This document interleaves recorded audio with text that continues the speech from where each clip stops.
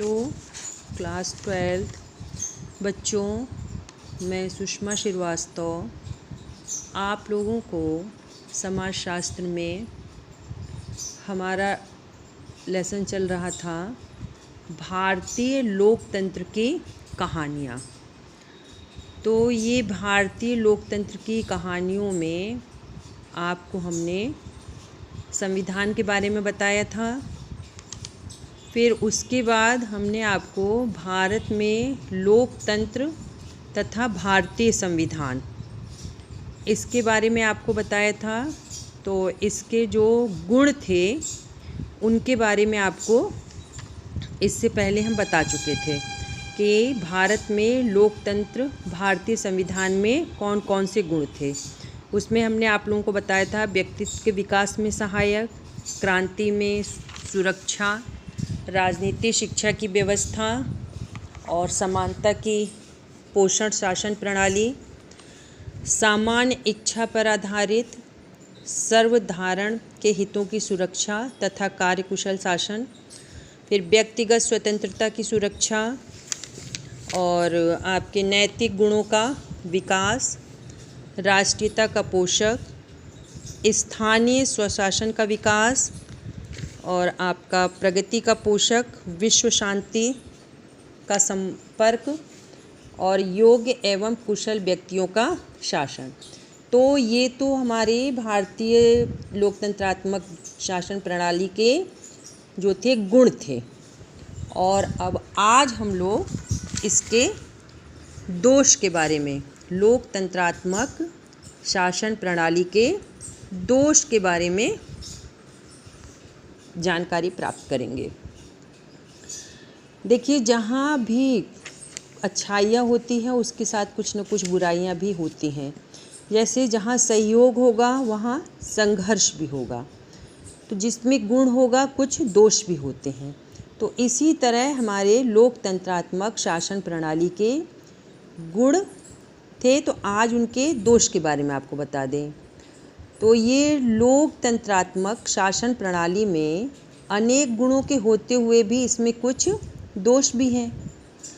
तो उन दोषों को कुछ बिंदुओं पर हम आज जानेंगे। तो इसमें पहला है हमारा अयोग्य व्यक्तियों का शासन। अयोग्य व्यक्ति, अयोग्य का मतलब आप लोग जानते ही हैं। तो इसमें पहला पॉइंट हमारा है अयोग्य व्यक्तियों का शासन। तो लोकतंत्रात्मक शासन प्रणाली में योग्य व अयोग्य सभी व्यक्तियों को समान अधिकार प्रदान किए गए हैं।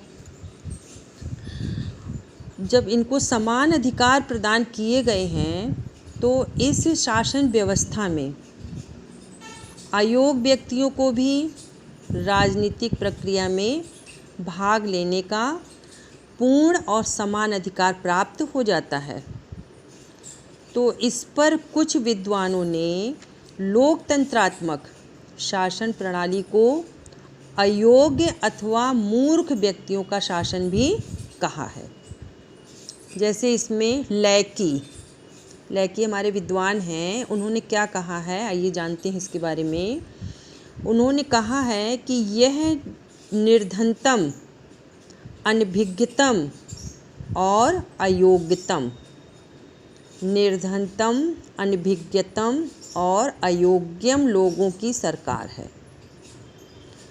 लोकतंत्र जब अपनी विकृत अव्यवस्था में पहुंच जाता है तो यह भीड़ तंत्र में परिणत हो जाता है।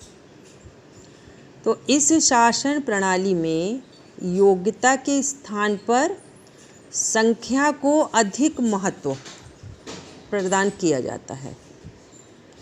तो इस समाज में योग्य व्यक्तियों की तुलना में अयोग्य अथवा मूर्ख व्यक्तियों की संख्या अधिक होती है और धीरे धीरे निर्वाचन प्रक्रिया सिद्धांतों से हटकर जाति, धर्म, संप्रदाय, भाषा आदि अनेक तत्वों के आधारों पर होने लगती है।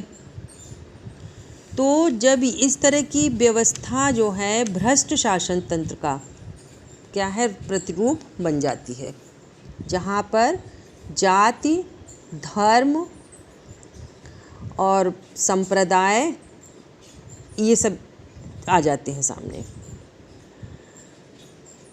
तो इसी जो इन्होंने लेकी ने कहा है, इन्हीं की बातों को ध्यान में रखते हुए दूसरे विद्वान हैं फैगेट। फैगेट ने क्या कहा है और इन्हीं के साथ हैं, उन्होंने भी इनकी बात को सहमति दी है, H.G. वेल्स। इन लोगों का कहना है कि बुद्धिहीन तथा अज्ञानियों का शासन कहा जाता है। बुद्धिहीन और अज्ञानियों का शासन कहा जाता है। तो अनेक विद्वानों ने लोकतंत्र को मूर्खों का शासन कहा है। इसको दूसरे शब्दों में हम यह भी कह सकते हैं कि लोकतंत्र अयोग्यता का सिद्धांत है। ये जो है कहने में अच्छा नहीं लगता है कि यह मूर्खों का शासन है, तो इसलिए उसके स्थान पर हम लोकतंत्र अयोग्यता का सिद्धांत है ये कह सकते हैं, क्योंकि रूप में निरूपित किया जा सकता है इसे। तो ये था अयोग्य व्यक्तियों का शासन। अब दूसरा है हमारा राजनीतिक दलों की प्रतिस्पर्धा।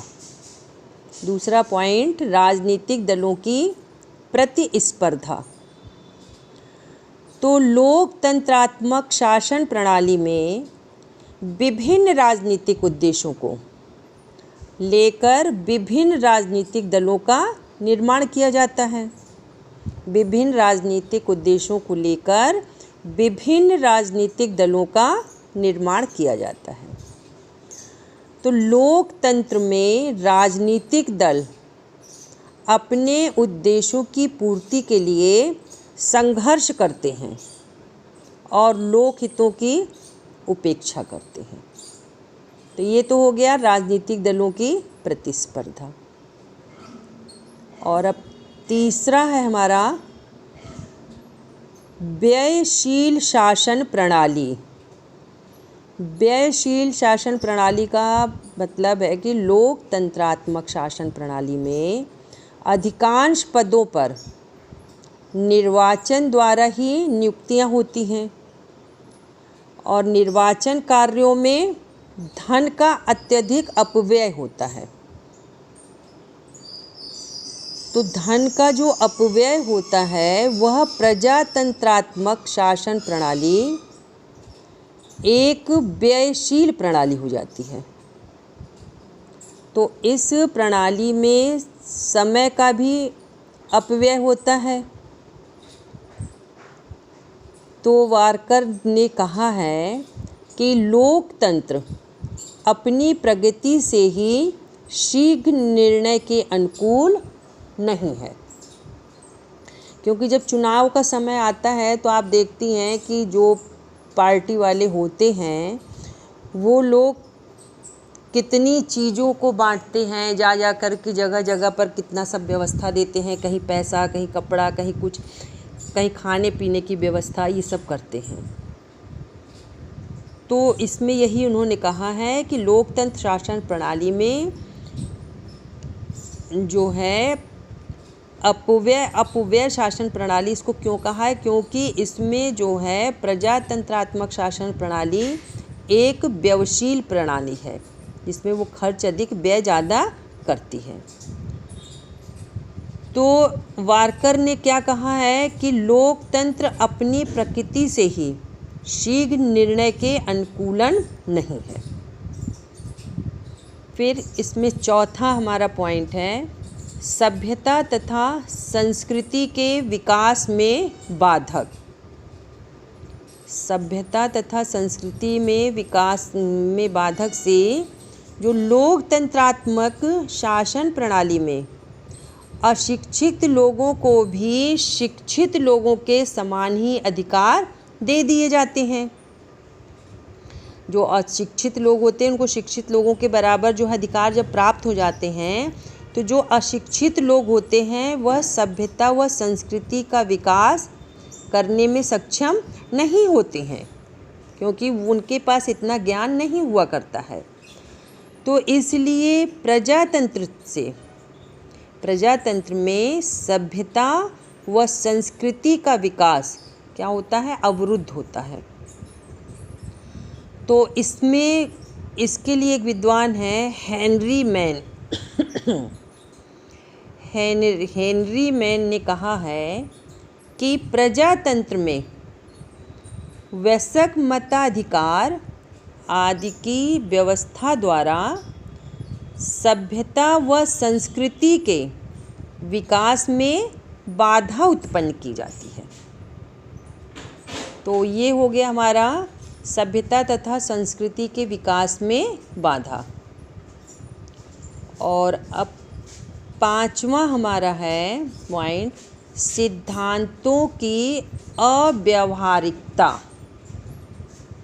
सिद्धांतों की अव्यावहारिकता, इसमें क्या है कि लोकतंत्रात्मक शासन प्रणाली में जो अयोग्य व्यक्तियों को भी प्रशासन में योग्य व्यक्तियों के समान जो अधिकार प्रदान किए जाते हैं, तो यह शासन प्रणाली समानता, स्वच्छता तथा विश्व बंधुत्व की कोरी दिखावे वाली कल्पना पर आधारित होती है। तो इसके सिद्धांतों को व्यावहारिक रूप नहीं दिया जा सकता। तो इस संबंध में भी जो है वर्क इन्होंने अपना मत दिया है। इन्होंने कहा है कि प्रजातंत्र कोरी कल्पना है, उसके सिद्धांतों पर चलकर किसी भी शासन का कार्य सुचारू रूप से नहीं चलाया जा सकता। तो ये हो गया सिद्धांतों की अव्यावहारिकता। अब 6वां है हमारा गुणों के प्रति उदासीनता। गुणों के प्रति उदासीनता में लोकतंत्रात्मक शासन प्रणाली में संख्या पर, बहुमत पर विशेष बल दिया जाता है। संख्या और बहुमत पे बल विशेष दिया जाता है और गुणशील व्यक्तियों की उपेक्षा की जाती है। तो ऐसी दशा में क्या होगा कि लोकतंत्रात्मक शासन प्रणाली गरीबी और अज्ञानी लोगों की ही सरकार कही जा सकती है। अब 7वां हमारा पॉइंट है मतों का दुरुपयोग। मतों के दुरुपयोग में लोकतंत्रात्मक शासन प्रणाली में अल्पसंख्यकों के मत व्यर्थ हो जाते हैं और मतों का दुरुपयोग होता है। केवल एक मत अधिकार प्राप्त करने वाला व्यक्ति विजयी घोषित हो जाता है और शेष विपक्षी मतों का कोई भी मूल्य नहीं होता। तो इस बात को ध्यान में रख करके विचार जो है प्रोफेसर बारकर ने कहा है कि लोकतंत्र में कार्य की बड़ी क्षति होती है और इसमें थोड़े से चतुर व्यक्ति अपने पक्ष में मतों का संग्रह सरलता से कर लेते हैं और तथा शासन करते हैं। तो ये तो हो गया मतों का दुरुपयोग। अब 8वां है इसमें हमारा पूंजीपतियों को प्रोत्साहन। जो धनाढ्य वर्ग के लोग हैं, पूंजीपति लोग, तो पूंजीपतियों को प्रोत्साहन। पूंजीपति का इस शासन व्यवस्था में बहुत महत्व होता है। क्यों महत्व होता है? क्योंकि उनके पास पैसा होता है। तो उनका महत्व जब इसमें होता है तो पूंजी प्रजातंत्र में ये अपनी महत्वपूर्ण भूमिका भी पूंजीपति लोग जो हैं वो निभाते हैं। पूंजीपति ही चुनाव में धन व्यय करता है। जिसके पास पैसा रहेगा वही ना खर्च करेगा, हर व्यक्ति तो खर्च नहीं कर पाता है। और पूंजीपति ही प्रत्यक्ष अथवा अप्रत्यक्ष रूप से निर्वाचनों में प्रत्याशी के रूप में खड़े होते हैं। निर्धन और अयोग्य मतदाताओं में धन के बदले में क्या होता है, मत को वो खरीद लेते हैं। जो पूंजीपति लोग होते हैं वो पैसा दे करके अपना वोट खरीद लेते हैं। तो निर्वाचित होकर जब शासन प्रणाली जो है सत्ता को संभालते हैं तो पूंजीपति राजनीतिक दलों को चंदा देने के साथ साथ राजनीतिक दलों के द्वारा समर्थित प्रतिनिधियों को भी धन प्रदान करते हैं तथा निर्वाचित हो जाने के उपरांत वे अपने हितों की पूर्ति के लिए निर्वाचित जनप्रतिनिधियों पर निरंतर क्या करते हैं, दबाव बनाते हैं। जब उन पर वो निरंतर दबाव बनाते हैं और जिसका परिणाम क्या होता है कि उसका परिणाम ये होता है कि प्रतिनिधि जो होते हैं उनके हित के अनुरूप वे विधायन के कार्यों को संपन्न करते हैं। इसलिए आलोचकों में लोकतंत्र को धनिक वर्गों का दुर्ग कहा जाता है। दुर्ग मतलब किला, कि जितने पैसे वाले हैं वो पैसे के किसी भी गलत काम को भी वो पैसे का लोभ दे करके करवा लेते हैं। फिर हमारा 9वां पॉइंट है सरकार के स्थायित्व का अभाव। सरकार के स्थायित्व के अभाव में लोकतंत्रात्मक शासन प्रणाली में सत्ता जनता द्वारा निर्वाचित प्रतिनिधियों के हाथ में रहती है। तो सरकार अथवा कार्यपालिका मतलब मंत्रिमंडल जो है प्रत्यक्ष रूप से व्यवस्थापिका के प्रति और अप्रत्यक्ष रूप से जनता के प्रति उत्तरदायी होती है। जो भी सरकार व्यवस्थापिका को संतुष्ट नहीं कर पाती उसी के विरुद्ध अविश्वास का प्रस्ताव पारित कर दिया जाता है। तो लोकतांत्रिक शासन प्रणाली में सरकार के स्थायित्व का अभाव पाया जाता है। और अब 10वां है इसमें युद्ध और संकट के समय लोकतंत्र कमज़ोर शासन। युद्ध और संकट के समय लोकतंत्र कमज़ोर शासन। लोकतांत्रिक सरकारें क्या करती हैं, युद्ध और संकट के समय कमज़ोर सिद्ध होती हैं। क्यों सिद्ध होती हैं? क्योंकि वे कानूनी प्रक्रियाओं के बंधनों के कारण यथाशीघ्र निर्णय लेने में असमर्थ रहती हैं। तो इसलिए वह कमज़ोर हो जाती हैं। और अब 11वां पॉइंट है शासन की भ्रष्टता। शासन की भ्रष्टता जो है यह लोकतांत्रिक शासन का एक सबसे बड़ा दोष है। इसमें शासन भ्रष्ट हो जाता है। यह शासन शासक की इच्छा और सिफारिश के बल पर चलता है। सार्वजनिक हित या कल्याण की दृष्टि से नहीं। इसमें प्रशासन में नौकरशाही का बोलबाला हो जाता है और भ्रष्ट प्रशासनिक अधिकारी लोकतंत्र की मान्यताओं को विफल कर देते हैं। तो ये तो शासन की भ्रष्टता हो गई। और अब 12वां पॉइंट है मतदाताओं की उदासीनता।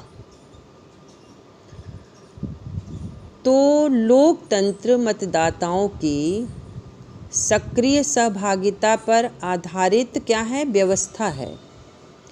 लेकिन व्यवस्था में समानता जो है, मतदाताओं की उदासीनता सर्वत्र नहीं देखी जाती।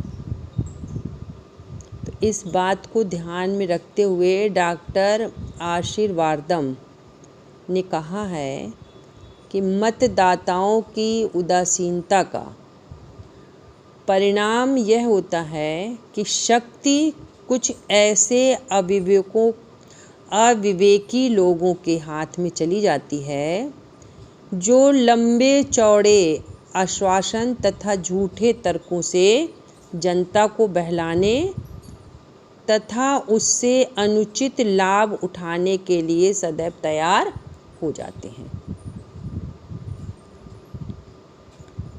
अब 13वां पॉइंट है इसका, लोकतंत्र केवल एक क्या है, कल्पना। लोकतंत्र केवल एक कल्पना।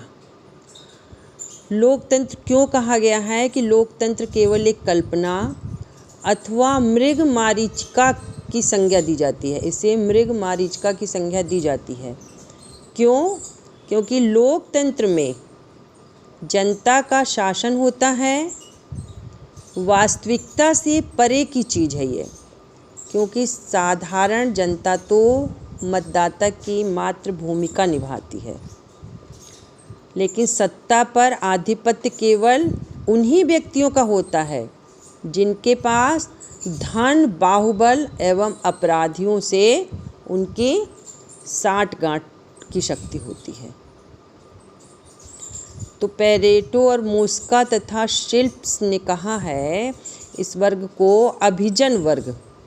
इन्होंने पेरेटो, मोस्का तथा शिल्प्स, इन्होंने इस वर्ग को अभिजन वर्ग के नाम दिया है, क्योंकि लोकतंत्र में तो जनता को केवल यह भ्रम रहता है कि वह ही वास्तविक शासक है। लेकिन शासक कौन करता है? जिनके पास पैसा है। देखते हैं कि जब चुनाव का समय आता है तो लोग आके कहेंगे आपके यहाँ रोड बनवा देंगे, आपके यहाँ सड़क बनवा देंगे, आपके यहाँ पेड़ तालाब बनवा देंगे, आपके यहाँ। लेकिन चुनाव के समाप्त होने के बाद, जीतने के बाद उनका कभी आपको दर्शन नहीं होगा। तो ये जो था इसमें दिया हुआ था आपका, हमने जो पढ़ा लोकतंत्रात्मक शासन प्रणाली के दोष। तो इस दोष में जो पॉइंट थे, तो पहला हमारा था अयोग्य व्यक्तियों का शासन, और दूसरा था राजनीतिक दलों की प्रतिस्पर्धा, और उसके बाद जो है तीसरा था व्ययशील शासन प्रणाली, चौथा था सभ्यता तथा संस्कृति के विकास में बाधक, पांचवा था सिद्धांतों की अव्यावहारिकता, छठवां था गुणों के प्रति उदासीनता, और सातवां था मतों का दुरुपयोग, और आठवां पूंजीपतियों को प्रोत्साहन, नौवां था सरकार के स्थायित्व का अभाव, 10वां युद्ध और संकट के समय लोकतंत्र कमजोर शासन, 11वां शासन की भ्रष्टता, और 12 मतदाताओं की उदासीनता, और 13 लोकतंत्र केवल एक कल्पना। तो ये हम लोगों ने पढ़ा लोकतंत्र के जो हैं गुण और दोष, इसके बारे में आपको बताया गया। अब हम अगला टॉपिक है हमारा इसी का, लोकतंत्र की विभिन्न अवधारणाएं एवं दृष्टिकोण। लोकतंत्र की विभिन्न अवधारणाएं एवं दृष्टिकोण। तो अब इसके बारे में हम लोग जानकारी लेंगे। ये जो आधुनिक युग है, यह क्या है? लोकतंत्र का युग कहा जाता है। इस आधुनिक युग को लोकतंत्र का युग कहा जाता है। लोकतंत्र केवल यह एक शासन मात्र है। यह एक सामाजिक व्यवस्था भी इसको कह सकते हैं। यह संपूर्ण जीवन दर्शन भी कह सकते हैं इसको, कि मानव जीवन का प्रत्येक पहलू लोकतंत्र से संबंधित है। तो लोकतंत्र के शासन, राज्य एवं समाज, इसके 3 रूप होते हैं। तो ऐसी स्थिति में लोकतंत्र संबंधी वर्तमान समय में इसमें बहुत अंतर आया है, और यह वैचारिक अंतर लोकतंत्र के सिद्धांतों, आदर्शों एवं मूल्यों से ही दृष्टिगोचर होता है। तो लोकतंत्र के अनेक दृष्टिकोण अथवा अवधारणाएं ये हमारे समक्ष आती हैं। तो वो कौन कौन सी अवधारणाएं हैं, उन पर हम विचार करेंगे। तो आइए देखते हैं। पहली अवधारणा है